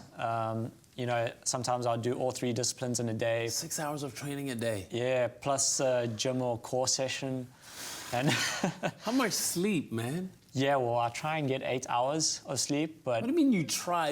If you're training 6 hours a day, you better get like 8 or maybe 10 hours of sleep. Yeah, I guess because when I swim at 5:30 in the morning, and if I go to bed a little bit late, then yeah, that kind of... So you're up at 5 every morning without fail? Most days, yeah. And when I get to sleep in, that's quite a nice thing. So is your training regimen broke up into 3 sections a day? Like you do 2 hours in the morning, 2 hours midday, 2 hours late afternoon? Yeah, so I mean, it would change. Like swimming would generally be an hour and a half, 2 hours maybe sometimes. Smash a breakfast, go out for a cycle, maybe 2 or 3 hours, and then I'd finish off the day with a run. And if it's an easier run, I'll do like a gym and core, and if it's a hard run, you know, then I jump in the ice bath and that's it. A hard run being what, 10Ks? So a hard run generally can sometimes be quite long, like 20Ks. Otherwise, it can be like interval session running. So you do like 1K repeats or 400 repeats, and it's maybe like 10Ks long of repeats. Yeah. Wow. I'm tired just hearing you explain that to me. Your brother was at the Olympics as well. He went to, what is it, Beijing and to London, right? So your family actually has quite a lot of enterprise experience in getting the kids out to these big events. What events did he compete in? So he was competitive swimming, and at the Olympics he competed in 400 IM. Right. Where you do the butterfly, the backstroke, the breaststroke, and the freestyle. Right, in one race, yeah. With Team SA, and how well did he perform? What was his best? Has he won a medal? No, he didn't win a medal. I think he just missed the final the 1 year. Oh, and, wow. Yeah, it's... All right, well, you know, it's hard enough to just get there. Getting there is an accomplishment in of itself. And what does he say about your performance and watching you? Yeah, I mean, so he's so proud of me. I think we've both supported each other growing up, and he was always an inspiration for me because he excelled in sport at an early age, and I kind of like got to a halt in my swimming. And to be able to witness him on the TV at the Olympics, it's just amazing. You know, I used to boast about it to everyone, be like, yeah, that's my brother, he's at the Olympics, and it was amazing. He inspired me, and he retired after London, 2012. It's crazy to say that because he's only 27, right? Like he's retired. Well, he retired when I think he was 24 at the time. Get out of 23. He was younger than you when you retired. Yeah. So it's really nice that I can, you know, keep the family name flying high there. No, brilliant. You also studied. Did you finish your studies? Not yet. No. Yeah. I gave that up 2 years prior to the Olympics. Wow. I'm halfway through. What was it? International marketing management degree, and okay. I've completed 2 years, and I still have plans to finish it next year and the year after. I just basically wanted to focus everything on my sport and see what I can achieve. So I gave that up and just focused on the training, the traveling. The recovery parts of training and not just getting racing. sick. Just wanted to see what I could do, and it paid off. All right. Well, we look forward to seeing great things from you, Henri Schoeman. Thank you so much for gracing us with your time and coming to hang out with us. Yeah, thank you. Yeah, Henri Schoeman. You can follow him on Twitter, or better still, just go to the Weekend Edition all over social media. Now, South Africans are very creative people, and even more so when they know they are creating for charity. Night of 1,000 Drawings is the largest single-night exhibition in the country, and more than 6,000 people donated their creativity to this amazing event.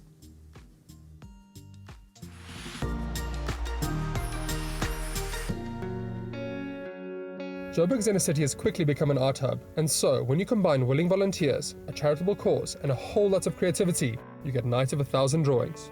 I'm here at 1 Elof Street to see the exhibition Night of 1,000 Drawings. It's the largest one-day only exhibition in South Africa with over 6,000 drawings up for sale, not 1,000.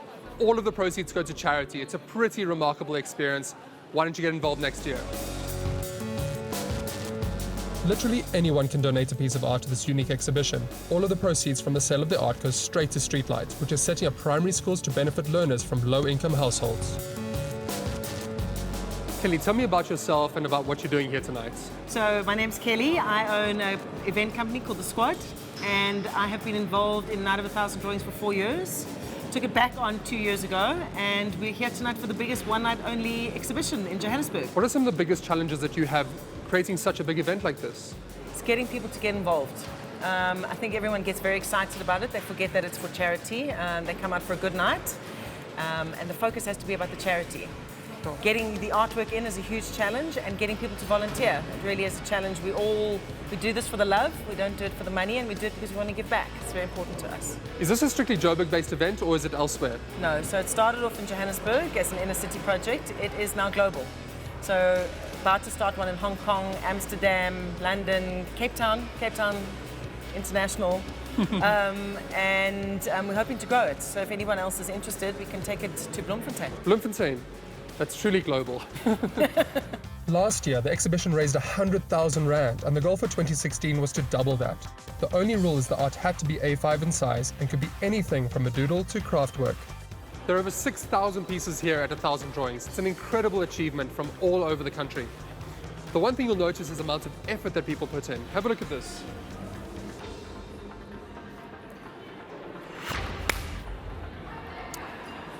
Look at this piece over here. It's actually nails, and it's making a wolf. They've weaved string into it. It's an incredible piece. Have a look at that. Good job, Jeff Mulder. It's pieces of grass that have been painted and then laid out in this beautiful bleeding heart. Who did this? Natasha from grade 1. Natasha from grade 1, you did a great job. Thank you. Iron Man made with felt. It's super cool.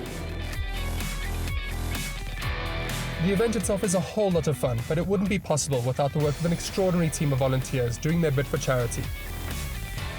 So I was in contact with Kelly from Squad Events, and she let us know, popped some emails, told us, hey, there's this event, guys, can you volunteer? And that's how we got in. I volunteer because of the passion. It's awesome to meet new people. It's awesome to give to charity as well, and I love it. Well, basically, someone comes in, finds something they like, buys a ticket, first buys a ticket for $100, and then they leave with an envelope. So that has 2 stickers on it, one for us to put it on the peg once they select something they like, one that they put on their envelope. And then after like a couple of hours of viewing, we're going to have a session where you can actually buy and collect your piece of art. This room that we're in is one small part of this massive warehouse where people can choose artwork that people have just donated for free. And while they're choosing, we're going to play some songs. So hopefully people will be entertained and watch us, and yeah, it'll be good fun. It's absolutely awesome. We were here 2 years ago and we had the best time of our lives, so we decided to come back. Well, I came to see all these drawings and I found a favorite, but I just got here, so I'm sure I'll find a different one by the end of the night. Happy Hour is my favorite. It reminds me of a lot of things. I've thoroughly enjoyed it. I think it's a great concept. Night of 1,000 drawings. I think there's more than 1,000 and I like a lot of them. Some of the photographs are beautiful and some of the pen drawings. I've already sent somebody to buy an envelope so I can buy some. The unique and varying art will go a long way to providing education for children who might someday have their pictures up at a Night of 1,000 drawings, an event where art celebrates the creativity in everyone. Now, if you're inspired by that, firstly, can you draw? No, my drawing skills are really bad. All right, well, you were gracious enough to actually do some drawings for us, right? Well, stickmen. Stickmen, right, okay. So Henri did a Draw My Life especially for the weekend edition, and here's what he put together. Take a look.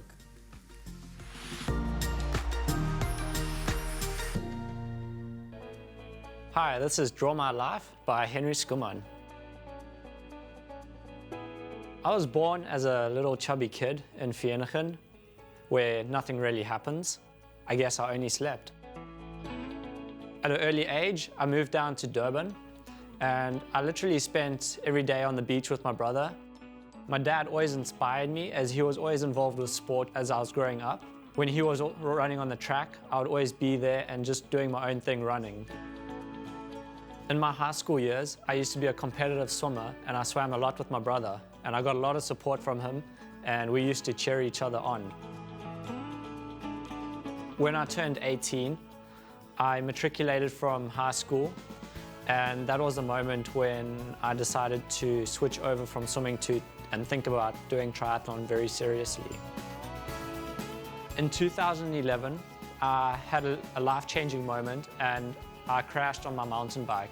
I shattered my collarbone, but this gave me time to rethink and regroup and think about where I want to go and where I want to be. I built on my weaknesses and I became strong within. I worked really hard on the basics and this pushed me through to become a very good athlete in the end. 5.5 years ago, I met the love of my life, and we have been through all the struggles and victories over the years, and we have come a long way. Triathlon is my life. It's basically swimming, cycling, and running. In between that, I'll be sleeping or eating. My biggest achievement happened a few months ago, and that was winning a medal at the Olympic Games. It's been a dream my entire life, and something I'm really proud of. See, not that bad, right?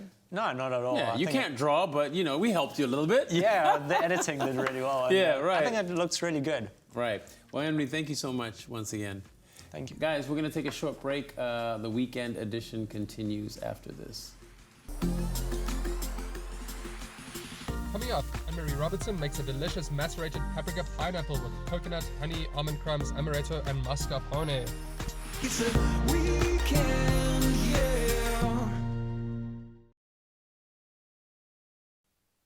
It's a weekend, yeah. Okay, we rounded up. All the troops were in the kitchen. I don't think we've ever had this many people in the kitchen. And the Muffinz have been singing. What were you guys singing just now? We're conceptualizing. Oh, yeah. So is that how you get inspired by your surroundings? No, the surroundings are always there to inspire. Yeah. So. All right. So Annemarie has been our chef for the day. It's been a pleasure having you. This is our final dessert. Dessert. This is our Yummy. third course. Dessert. Do you need to leave because do you eat dessert? You don't eat. No, I enjoy my dessert. This is you nice enjoy and dessert? healthy Okay. as well. So, What are we making? We're going to start with making a nut and seed granola, which is Love granola. not desserty, but it adds nice texture. So we're gonna do the honey So roasted, we're the whole doing nine. pumpkin seeds, almonds, and coconut flakes. Okay. Also a little bit of cocoa powder, raw cocoa powder. You did not just do that. No. I'm adding salt as well. Of course you are. A bit of orange juice. Wow. A bit of olive oil. This is like munchy food, actually. Yeah. This is so great. We're gonna add a nice squeeze of honey. And we never think of making the granola ourselves. We always want to And buy it it's- from a packet, but this is so it. easy. You're just Get gonna out of toss here. that through.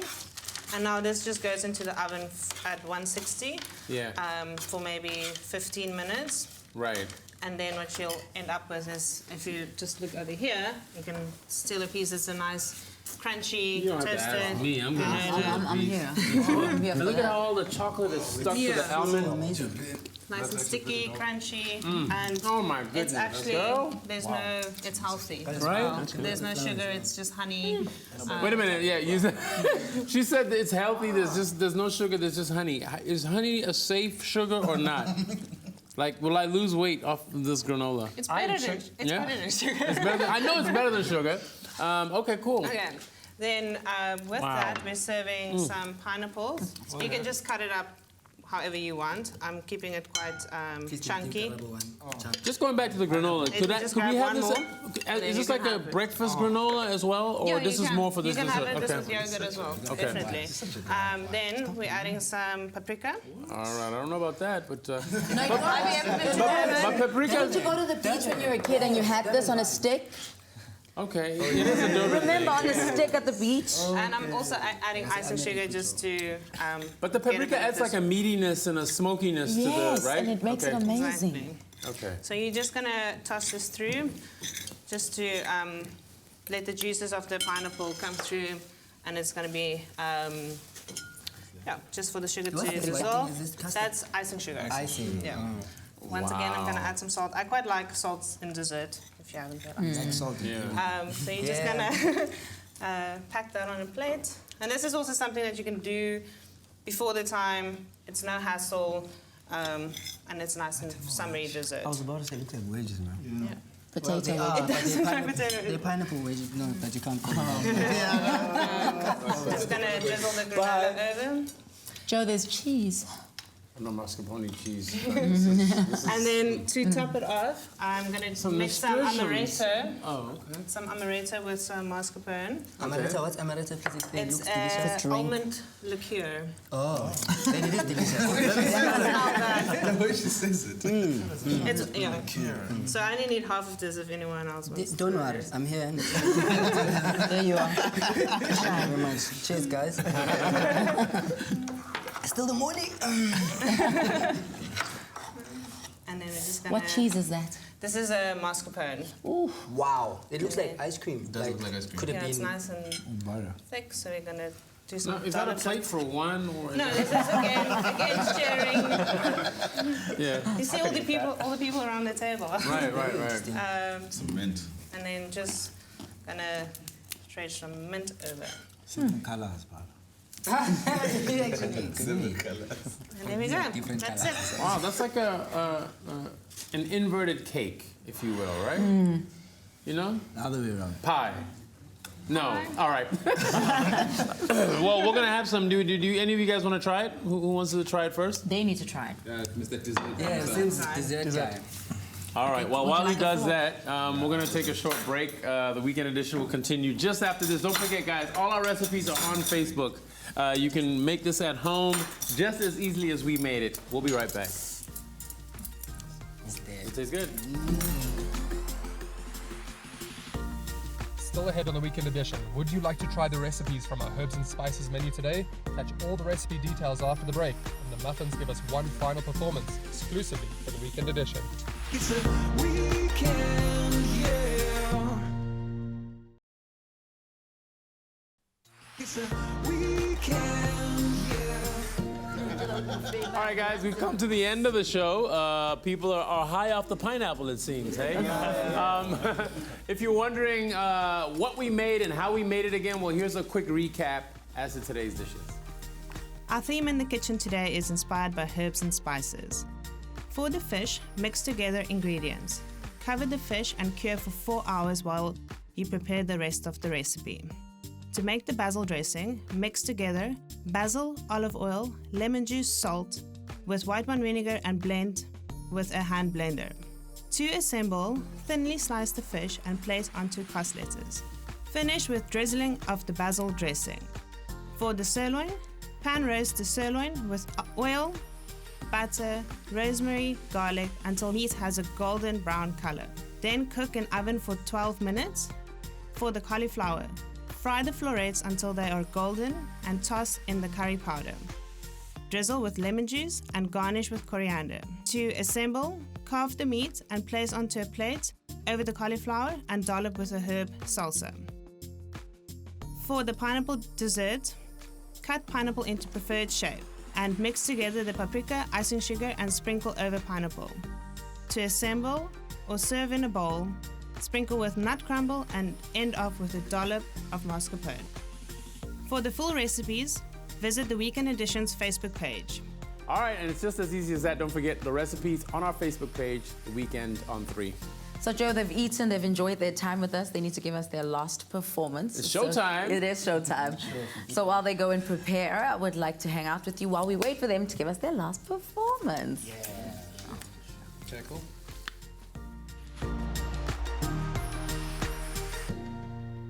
All right. So for this song is one of our favorite songs. The song is called Muffinz Wendoda, and this was from our first album. Basically, an ode to all single mothers out there. Sfiso and Garabo were raised up by single mothers, and Sfiso wrote the song. So he is just trying to share a story that he went through, and maybe you guys can share with him in the story. So I hope you guys enjoy the song.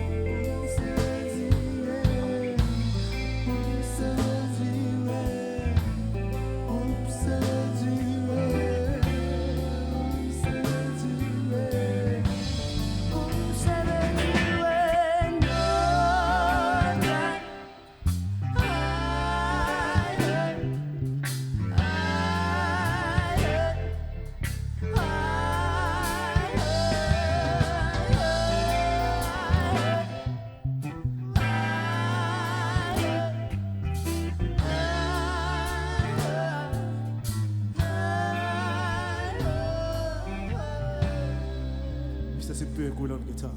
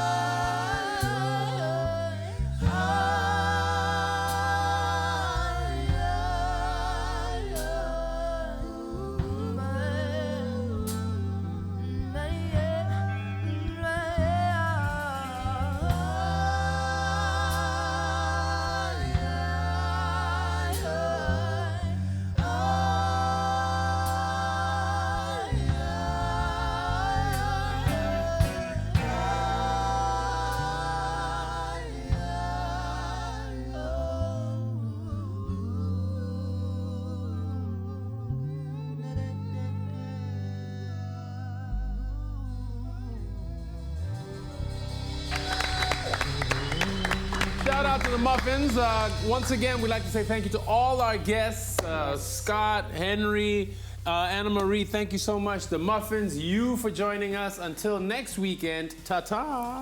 Goodbye. Bye.